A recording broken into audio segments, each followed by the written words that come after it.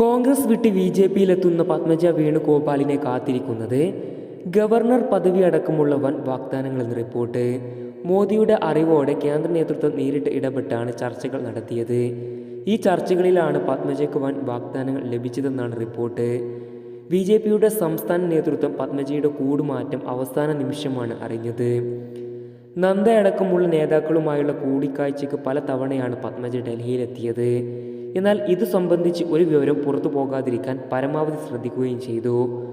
Congress അധികനായിരുന്ന K കരുണാകരനെ പോലെയുള്ള ഒരാളുടെ മകൾ ലോക്സഭാ തിരഞ്ഞെടുപ്പ് അടുത്തിരിക്കുന്ന വേളയിൽ പാർട്ടിയിലെത്തുന്നത് ഏറെ ഗുണം ചെയ്യുമെന്നാണ് BJPയുടെ വിലയിരുത്തൽ.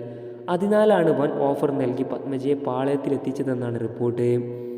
എന്നാൽ ഉപാധികളൊന്നുമില്ലാതെയാണ് താൻ BJPയിൽ ചേരുന്നതെന്നാണ് പത്മജ പറയുന്നത്. ഗവർണർ പദവിക്ക് പുറമെ ചാലക്കുടി മണ്ഡലത്തിൽ മത്സരിക്കണം എന്ന നിർദ്ദേശവും BJP പത്മജയ്ക്ക് മുമ്പിൽ വെച്ചിട്ടുണ്ടെന്നാണ് അറിയുന്നത്. പ്രധാനമന്ത്രി നരേന്ദ്രമോദിയുമായി പത്മജ അധികം വൈകാതെ തന്നെ കൂടിക്കാഴ്ച നടത്തും. ഇതിലായിരിക്കും കാര്യങ്ങൾ സംബന്ധിച്ച് കൂടുതൽ വ്യക്തത ഉണ്ടാവുക. പത്മജ കോൺഗ്രസ് വിടുന്നു എന്ന തരത്തിലുള്ള വാർത്തകൾ പുറത്തു വന്നെങ്കിലും ഇന്നലെ രാവിലെയാണ് അവർ ഇക്കാര്യം സ്ഥിരീകരിച്ചത്. കോൺഗ്രസ് തന്നെ BJPയാക്കിയെന്നായിരുന്നു പത്മജയുടെ പ്രതികരണം. അവസാനവട്ട പിന്നീക്കത്തിന് കോൺഗ്രസ് ശ്രമിച്ചെങ്കിലും പത്മജ അതിന് വഴങ്ങിയില്ല. പാർട്ടി വിടുമെന്ന് ഉറപ്പായതോടെ പത്മജയ്ക്കെതിരെ രൂക്ഷ വിമർശനവുമായി സഹോദരൻ കെ മുരളീധരൻ അടക്കമുള്ളവർ രംഗത്ത് വന്നിരുന്നു. കൂടുതൽ വാർത്തകൾക്കായി ഈ ചാനൽ സബ്സ്ക്രൈബ് ചെയ്യാൻ മറക്കരുത്.